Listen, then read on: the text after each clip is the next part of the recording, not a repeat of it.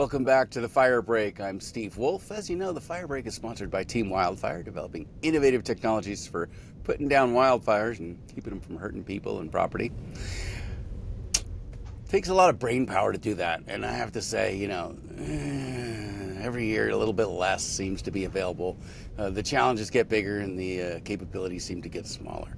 So that's why it takes more people to do this, because we're going to need a lot of brain power to figure this out. And one of the biggest, brightest brains working on the wildfire challenge right now is Dr. Hassam Mahmoud. He's up at the Colorado State University in Fort Collins, and he's doing some really brilliant work. I'm going to let him tell you about it, but I think you're going to be really excited to hear the direction that Dr. Mahmoud has taken.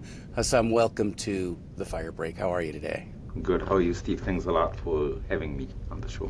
Thank you for being here. So I guess there's people like new to the wildfire community who just think, oh, wildfires, that's a new thing. And then there's people who have been in it for a while and kind of understand that there's a who's who of wildfire. And Dr. Mahmoud is very much at the forefront of that, working on some really, really interesting new technologies, applications of computer science and AI to put down wildfires, control them, to predict their spread and figure out how to put them out. Dr. Mahmoud, can you tell me a little bit about the research that you're working on right now? Sure, yeah. So we started to look into the wildfire problem a while back, I'd say maybe 8 years ago. And we started by trying to kind of evaluate the landscape of who's doing what in terms of wildfire losses and how they impact communities, which starts in the wildland and also, community level wildfire propagation. When we looked at the work that has been done so far, we saw that there was a lot of focus on wildland fire propagation, but there was hardly any work done at the community scale. So, of course, the obvious question is why, right? How come nobody has done any work yet at the community level? And we looked further into it, and we saw that people actually are trying to kind of do some work, so there's a lot of good efforts, but we don't have anything concrete yet. And me and my team were thinking, in order for us to minimize losses, we need to understand how fire propagates in communities. If I understand how it propagates, I can go back and work the problem backwards and determine what can I do to stop that propagation or to change the path of the propagation. And so we've been looking at this for a while. We started by looking at modeling the propagation in an efficient way. It has to be a model that would be fast, has to be computationally efficient. So we borrowed from a concept called graph theory. Graph theory is a mathematical way of modeling networks. And you can look at networks as social networks. You can look at it from a disease network, like people transmitting disease in a network. You can look at it from a market collapse network, like people are, losing sort of economic prosperity because when like what happened in 2008, when you collapse the market somewhere, it propagates into the system elsewhere, and we saw that happening worldwide in 2008. And so we borrowed from that concept of graph theory to model how buildings and vegetation act as a network that starts from the wildland all the way inside communities. So the fire goes from the wildland, all vegetations are interacting as a network, and then it goes into the community, buildings and vegetation all interact as a network. Using that concept, we're able to run models very fast, and we're able to predict some of historical events that happened in the past with really, really, really good accuracy that gives us hope now that we have something to use moving forward. When you say network, what type of networks are you talking about? Computer networks or disease modeling or? So networks is, you can look at it from a disease perspective because that's one of the analogies we've used quite a bit. So a disease network, for example, when we had the COVID-19, we understood that people are people are in that network interacting together. So I can transmit the disease to you. Hopefully not, but that's one possibility. Somebody far away, actually, from you can also transmit the disease through coughing, and then all these, all these, whatever was going to be going in the air and landing maybe on your desk or landing on your clothes, and then all of a sudden you contracted the virus. And so that network doesn't necessarily mean direct interaction right next to your neighbor, but it could mean somebody from far away. And it's very similar to how fires transmit in a way. You have structure to structure ignition, or vegetation to structure. Something right next to your building might cause ignition, but you also have embers that are flying from far away, generated by either vegetation or burning of homes that will fly and land on other homes or vegetation and burn them. So that kind of concept of capturing that level of interaction in a network, because everything impacts everything. I should mention this.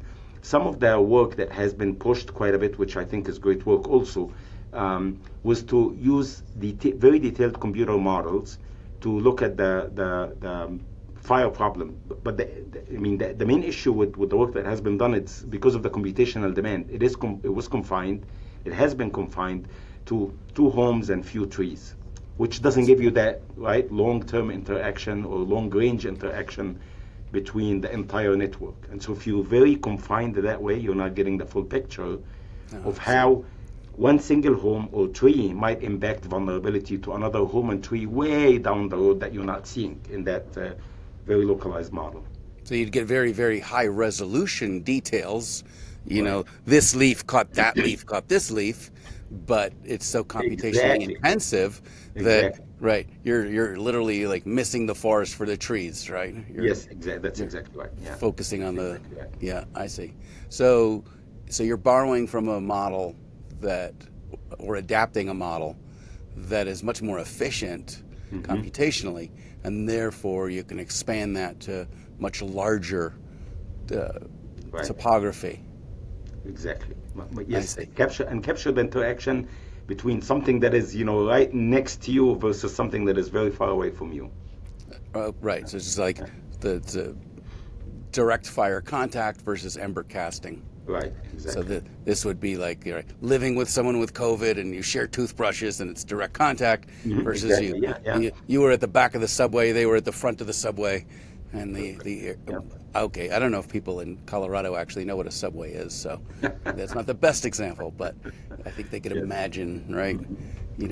Ember cast. Yep. So when did you start that, borrowing from other models, or the idea of looking to other models instead of working with the kind of clumsy fire models that we have? We started actually back in 2018. No, wait a minute. We started back in 2016 to look at that, using this, graph model that we were considering. I'll tell you about other stuff we're doing with AI later, but we started to look back in 2016, and we were, we were motivated by the fact that this, highly computationally demanding models are not going to be sufficient to run at a community scale, and also not sufficient, period, to run many analysis. You're confined with computational limitation to a handful of analysis. So you need something fast, because you need to be able to introduce variabilities in the model. Like, let's say, for example, the wind speed and direction varies. I want to run thousands of analysis with different wind speeds and direction. So this way I can have probabilistic, values for damage. What's the probability of this building surviving, right? And if I have that, then I can communicate risk to the policy makers and stakeholders. So from the very beginning, because I work on other natural hazards, Steve and I, that way of thinking is common when we look at natural hazards in general. So when I got into the fire thing, I'm like, wait a minute, this is missing. This is very important. We have to have something that is really fast. And so that's why we started to look at graph theory. When we continued our work in 2019 or so, we started to realize the incredible similarity between disease transmission and fire transmission. And that understanding, that similarity, helped us quite a bit, actually, fine-tuning the model and moving forward right after the pandemic. And I'm imagining that getting these models to work more accurately and more quickly is very much like getting rockets into space, in that it takes money to do it, right? And Yeah. you've received some really great grants and some Right. funding. Yes, I mean that's actually a great point. I'll say this in case somebody else is watching, and I know you're one of these people who always come up with great ideas, Steve. When we started the work, we were funded a small amount of funds from, we're very, very appreciative of that from NEST. But things didn't develop beyond the initial fund, but we knew that we had something that could offer potentially part of the solution, be part of the solution. So we were persistent. We kept at it, and we were, fortunate enough to have been able to receive this very kind and large grant from the Gordon and Betty Moore Foundation. They have a major wildfire initiative, and they have, my God, they have an incredible vision. It's not just the initiative. It's not just here's some money, go do some research. They're actually orchestrating the entire solution to a level that I have not seen before, and I give them tremendous credit for that. But they were kind enough to come to us and say, you are part of the solution. We're not the only piece. We're just part of the puzzle that they believe is very important. And so they said, would you like to continue the work? And of course, anybody in academia will say, yes, give me the money. So I said, yes, I'm happy to continue the work. That would be wonderful.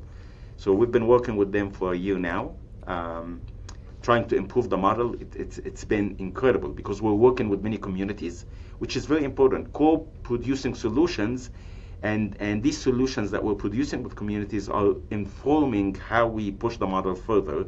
So it's not just me and my student doing this in our office. It's actually something that is informed by people that have tremendous experience and different needs and so on. I'd like to detour with you for 1 second, just beyond wildfire. You talked about the importance of persistence. That you have a vision of something that you're trying to achieve, and whether it was NIST backed away or anyone else, like you champion your beliefs in this better way to do things. Yes. Can you talk a little bit about that? Oh my God! Don't even get me started. Yeah, I can. And again, this my reflection, of course, is one side of how this stuff works, but there's probably other valuable and valid perspective. Especially when you're in academia, that's just one area I'm familiar with. As a new faculty, and I was 12 years ago, you're trying to get funding and do work and so on, and the extent to which people will take you seriously depends on actually the ideas you have. If your ideas are completely out of whack, people will be hesitant. They don't know who you are yet. If your ideas are very super straightforward, well, that's typical, that's incremental research. So where do you find the fine line early in your career where you're pushing the boundaries, but not in a way that scares funders? I was incredibly fortunate early in my career to come up with very bold ideas. I told you earlier before we started the show that I do a lot of work on repair of infrastructure. I've been lucky enough that the U.S. Army Corps of Engineers believed in our work very early on, and so this was provided. But I'm lucky. Somebody else would have struggled, but others didn't. We tried. Others didn't believe these ideas with that's something they wanted to support. But we were persistent. Wildfire is one example, but there are other things that I've done with my students that are people would say this is crazy, but we pushed. We found resources from here and there, limited stuff. Colorado State is incredible in saying, okay, you need some money, here it is. And we did the work and we published it. Now people are reflecting on some of that work now and saying, oh, wow, this was amazing. But, many people would be discouraged by faculty, or somebody who's starting a business, will be discouraged by the lack of support from the beginning. You have to be confident, in my personal opinion.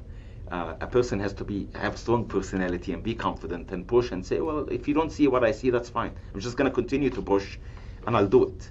That's not easy to do. I don't want to make it sound like anybody can have that level of confidence in their work or what their students can produce to push these crazy ideas from the beginning. But I believe it's very important for someone, if you believe in something, figure out a way to do it. And if somebody, it doesn't matter who, the best person on the planet in that specific field, that tells you you cannot do it, respect the opinion, but push with your intuition 1,000,000,000%. This is the only way, in my opinion, you can do something meaningful. I 1,000% agree, or even 1 billion actually. I'm glad that someone agrees with me. Yes, no, that's so right, because even on the X Prize website, they have the quote, right? The day before something is a brilliant idea, it's a crazy, right? Right, but consensus is no way to move forward. Yes, exactly. Right. If 100 years ago we would look for consensus, we could ask 50 doctors, what's the best way to treat this disease? They would all tell you, leeches, leeches and bloodletting. Well, if every doctor agrees, no, that still doesn't make it right. It just means that's what most people think. It's a group think.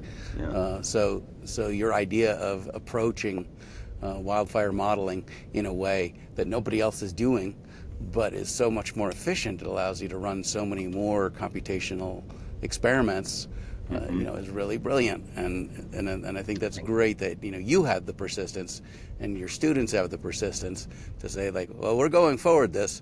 The question is not whether we're going to do this research, it's just whether you're on board with us or not. Right. Exactly right. The student has the persistence because they has no choice. I have a wonderful relationship. I love my students. They're like my little brothers and sisters. Oh, that's great. So that's also another important thing, is that the fact that you have very strong. I mean, the students believe in you, and they believe in themselves because they do all the heavy lifting, and it has to also be that within your team you have to have that level of trust. But I give them it's probably easier to get your students to believe in what you're doing than your peers, right? Exactly. Because they don't have a background to tell them why it can't be done. Exactly. Yes. Yeah, they haven't been exposed to that that negative, or alternative thinking. Yeah. Yep. It's like, oh well, Dr. Mahmoud says this could be done, so I guess it can be done. Let's do it, right? Yeah. And that they say that's how we got to the moon, right? It was we got to the moon, because of the work of people who didn't know that it couldn't be done. Exactly. Absolutely. Yeah. Yeah.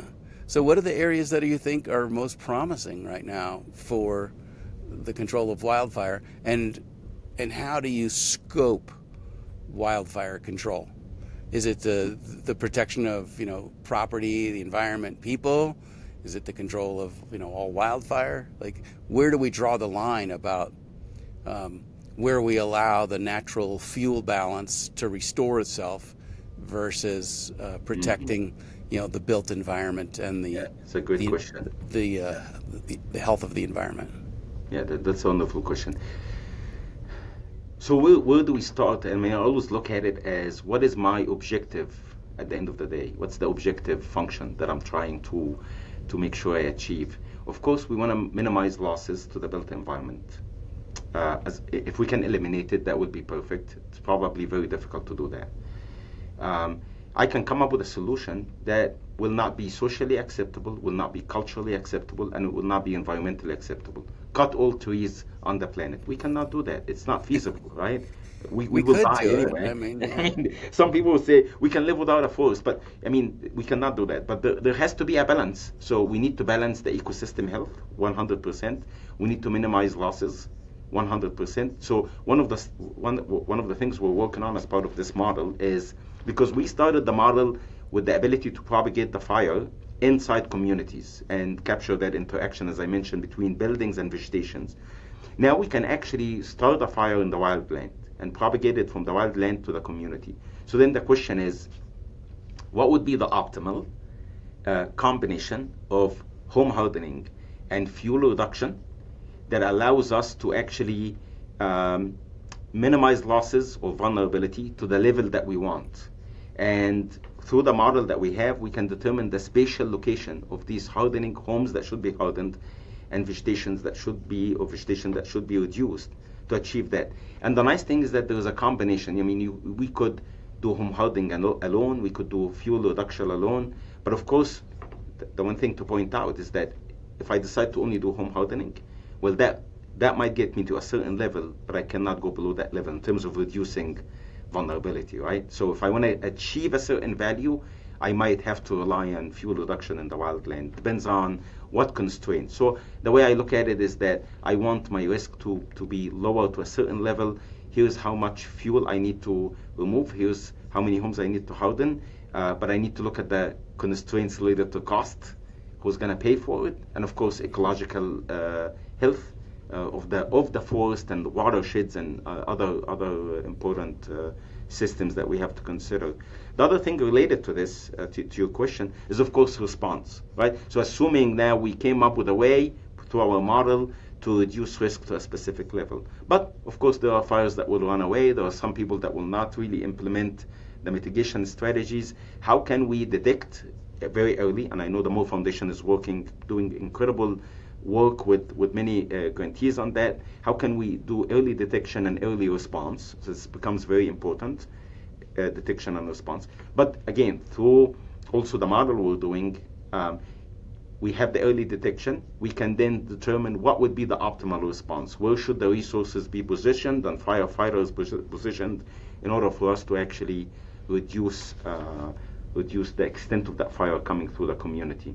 And related to that, we're working on this right now with develop evacuation models, because we also want to make sure people are safe, people are able to get out of their homes at the right time, and not have any of these traffic jams that caused the very, very unfortunate casualties in Lahaina. So it's many things. It's not just right. It's not just determining which homes to be hardened or vegetation to be removed. We need early detection. We need a response, quick response. We need evacuation. We're excited because we can see how our model fits, right? We're able to provide insight for how we do these things. So there's still a lot more work to do, but I think the vision is there. Again, the Moore Foundation has been doing a lot in that area. Yeah, they're terrific in this. Sometimes a theory that's very simple takes root that really doesn't explain everything. You know, that firefighters will get onto an idea of like, you know, protect the first home, right? Right. And this is really, sure, if your only threat is radiant heat, yeah, you protect the first home and you save the rest of them. But if you're dealing with ember cast, any of the homes could be the first home. Right. So, you know, and if you can't predict where the embers are going to land, there's no way to know which is the first home. So sometimes these kind of oversimplified suppression strategies, you know, lock people into a way of thinking that blocks them from maybe seeing, you know, the big picture or the greater threat. 100%. And I always, you know, I mean, I had this discussion with some people, you know. If it was that simple, we would have solved it already.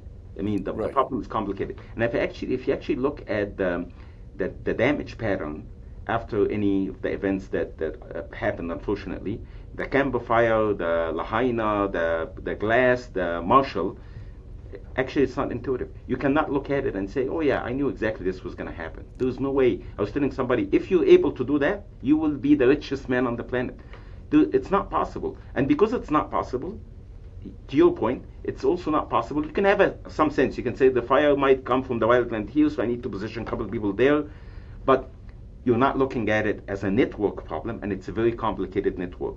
The complexity, Steve, comes from the fact that some of these networks, as I talked about earlier, are more redundant than others. You know, like you block the fire here, it'll find a different path to propagate.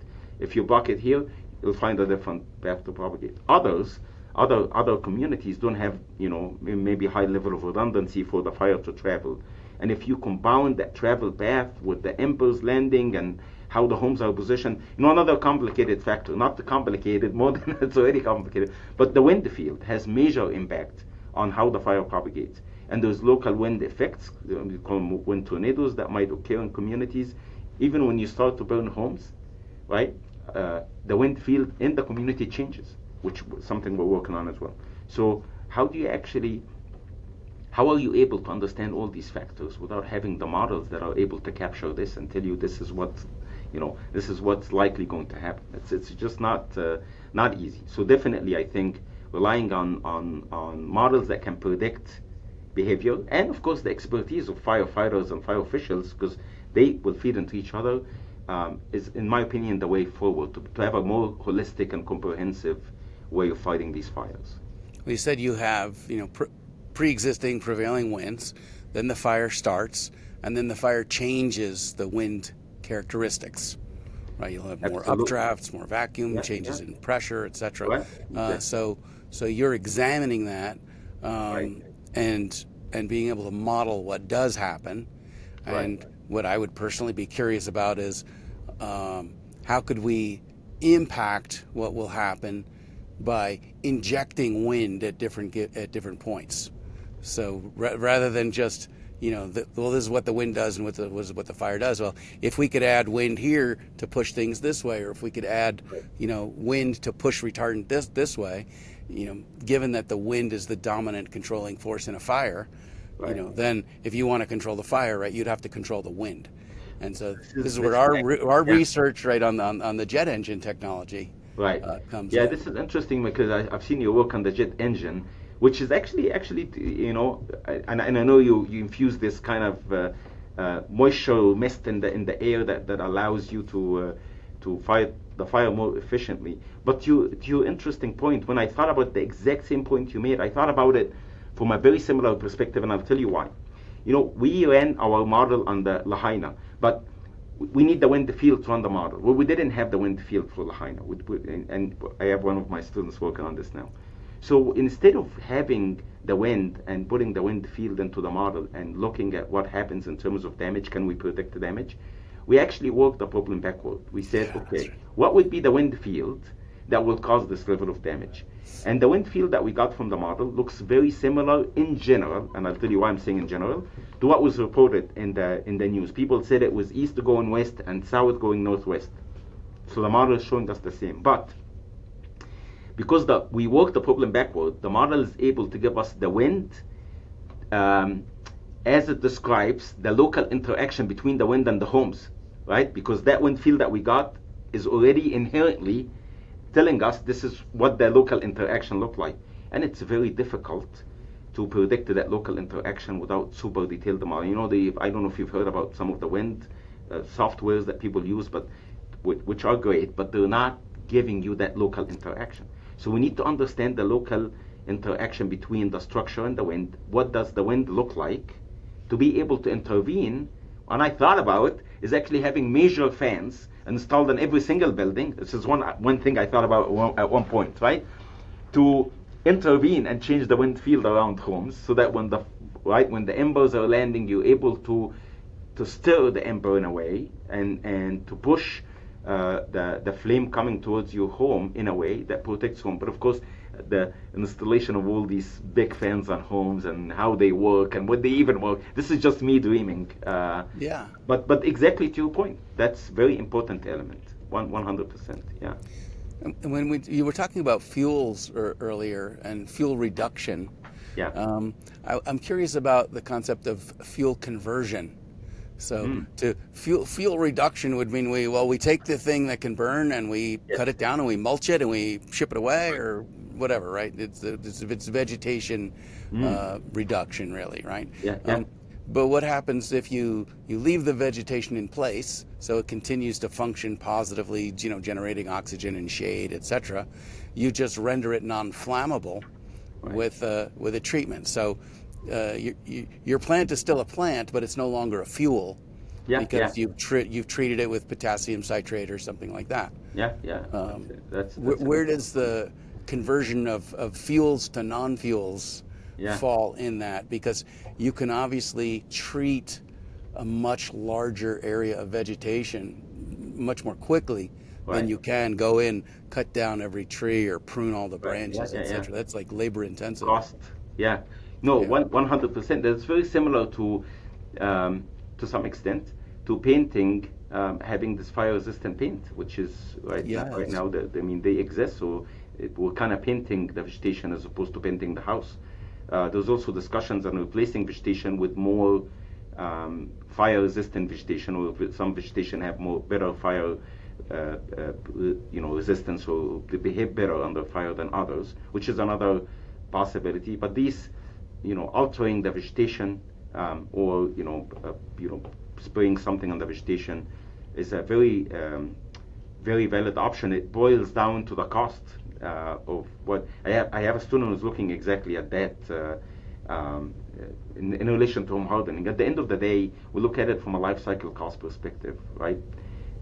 Which adds an element that is difficult to implement in communities, because through our modeling approach, we can clearly see which homes are more likely to receive fires because of their location and because of their material properties and so on, and which ones are more likely to transmit fire. We can also see the same thing for vegetation. So the model says you don't have to harden every single home, you don't have to remove every single vegetation. So there is a specific number of homes and vegetation that have to be dealt with, and there's specific location as well.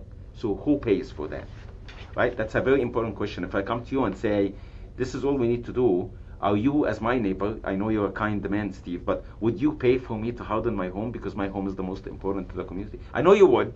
I would.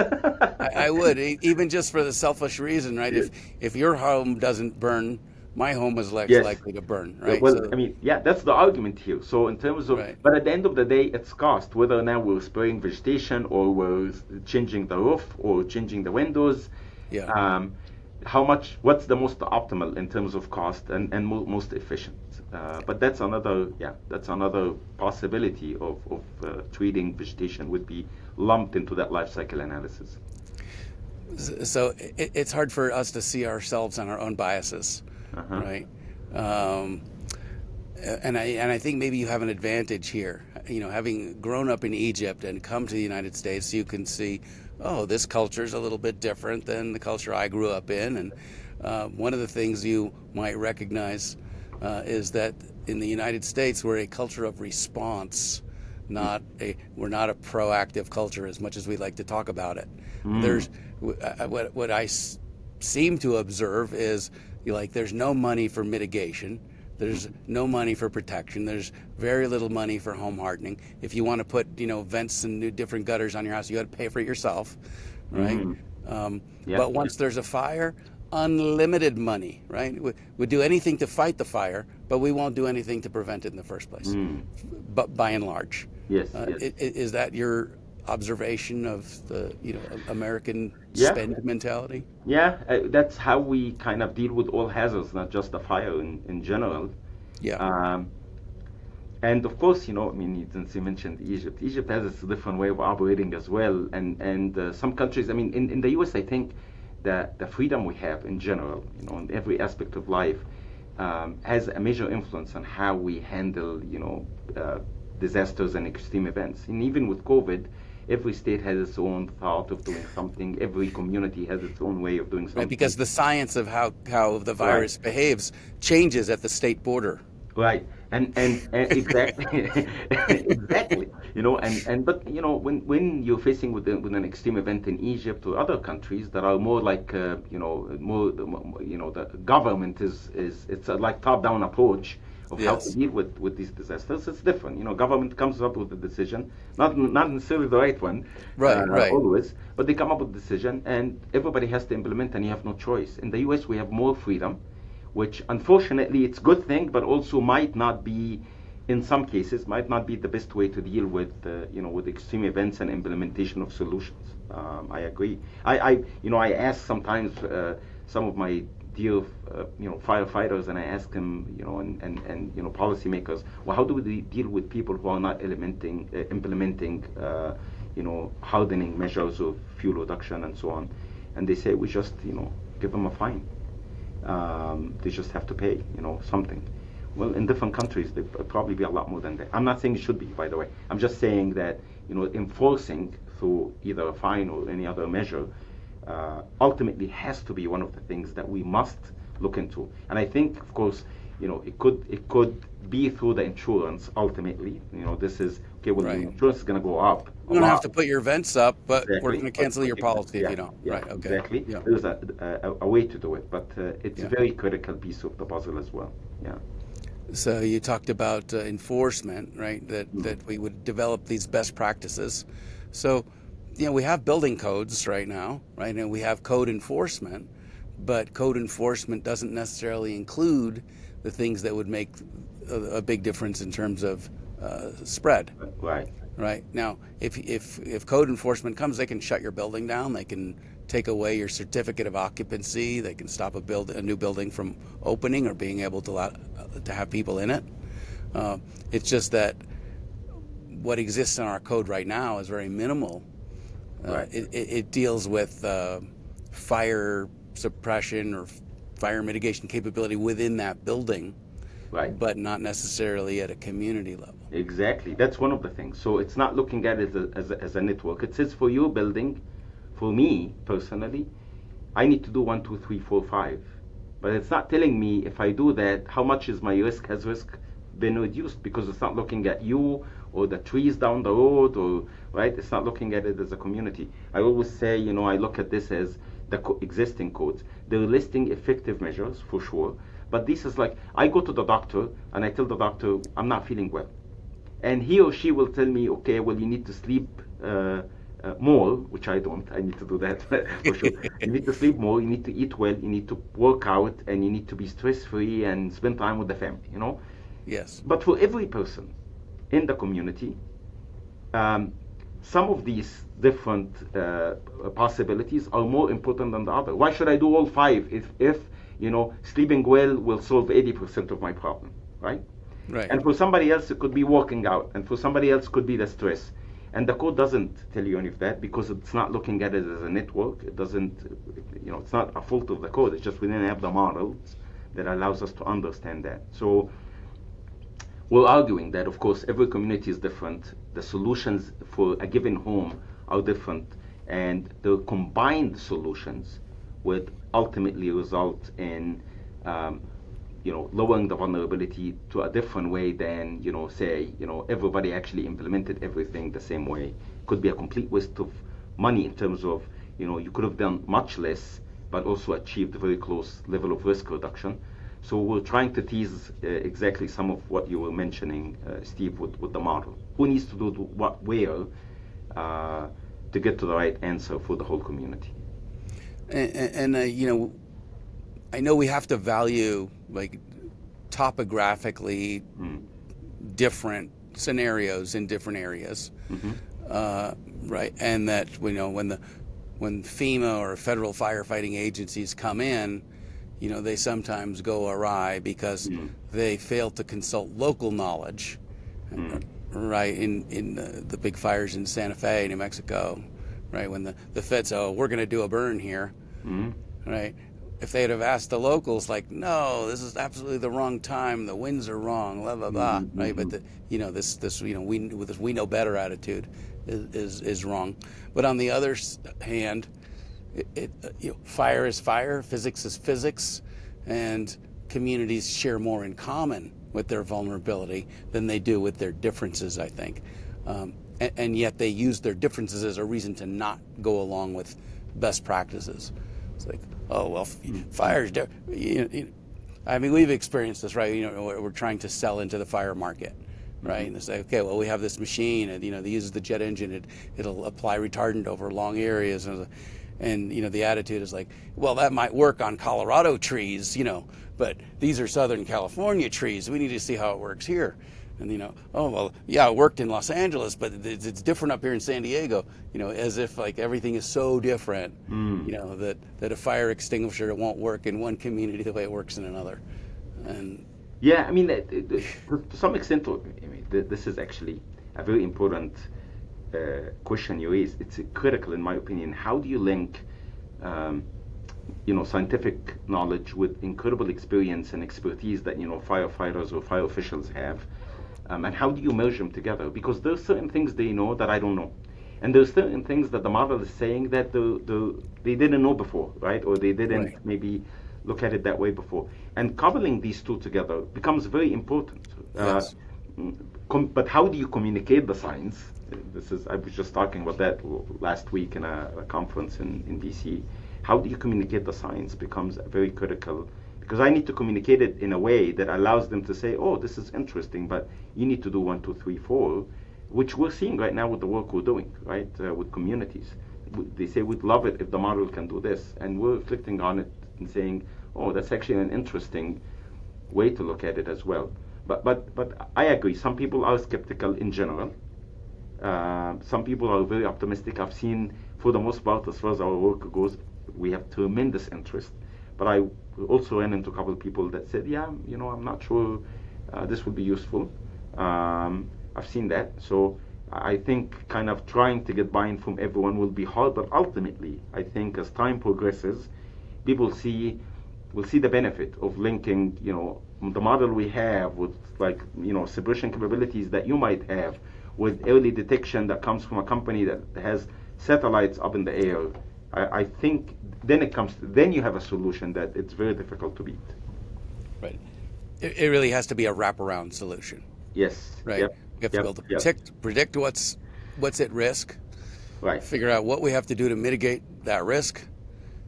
When things still go wrong, which they will, how to detect that early, right, and then how to launch a response that is effective at rapid suppression, right, where we want it to, right, to not do suppression in areas where the best thing in the long term would be fuel reduction, and then how the results of everything that we just watched play out inform the way we move forward in all of those areas. Right, and we have to do that for every community independently, because the resources, the expertise, and it's as simple as somebody, for example, I talked earlier about evacuation. A firefighter can come and say, well, your model is saying we need to evacuate through this road, but this road, we cannot use it because there's 1, 2, 3, right? So it has to be also coupled with the knowledge, local knowledge, as you know, knowledge from firefighters and the fire agencies in that area.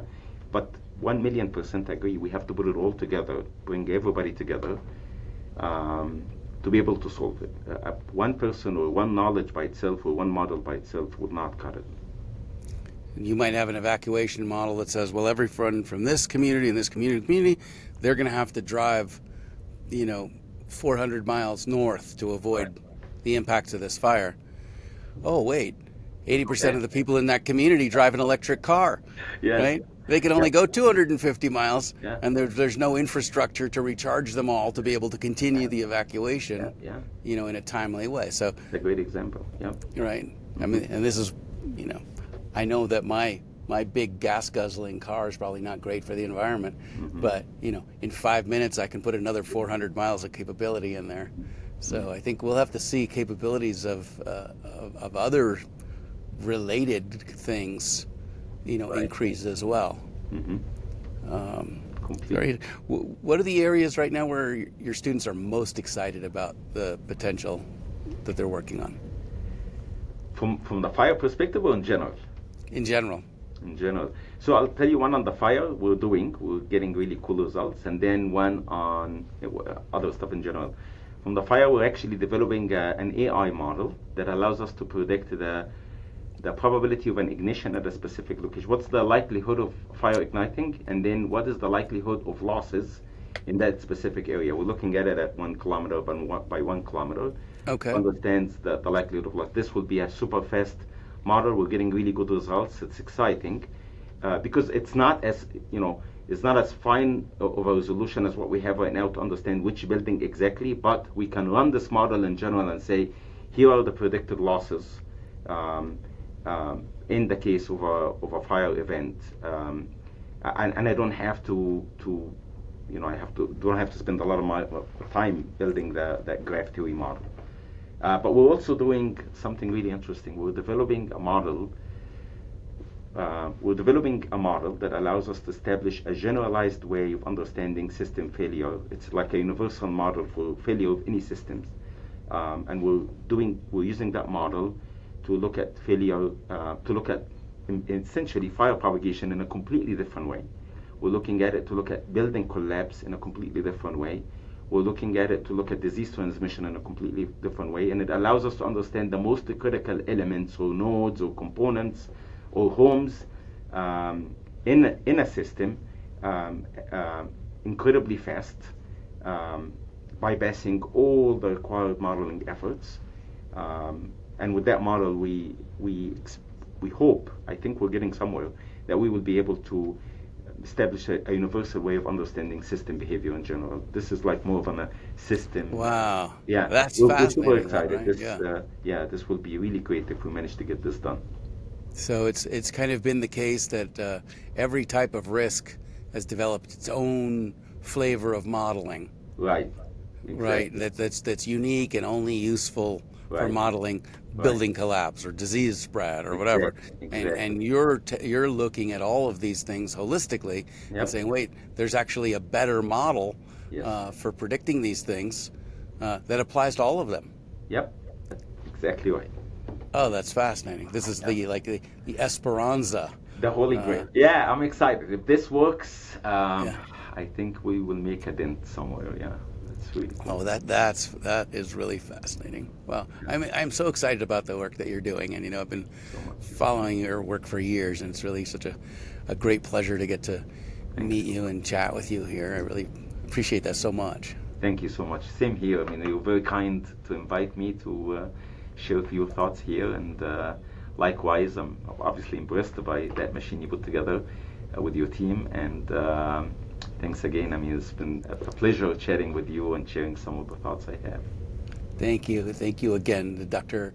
Hassam Mahmoud at Colorado State University in Fort Collins, which, by the way, I understand has a much nicer quality of life relative to what you have to pay for it than Boulder does. So I'm kind of jealous about that. But I look forward to hear much more about the work that you're doing, and I hope that we'll Thank you. touch base every month or so, and we can Absolutely. put together another episode, because I know that the work that you're doing is advancing very quickly, especially now that you have some Gordon and Betty Moore Foundation funding. I'm sure you can get a lot more done than you could before. So Thank you so much. we both thank them. Awesome. Dr. Hassam Mahmoud, thanks so much for being here on the Fire Break. As you know, the Fire Break is sponsored by Team Wildfire, working on things kind of like Dr. Mahmoud, but at a much lower level, because he's really brilliant, and got all these students working for him. So anyway, it's exciting, and we know that with enough people working on this problem, we're going to nail it. And I think that's kind of the importance of confidence that Dr. Mahmoud brought up. You've been listening to the Fire Break. I'm Steve Wolf. Be well and take care. We'll see you at the next one.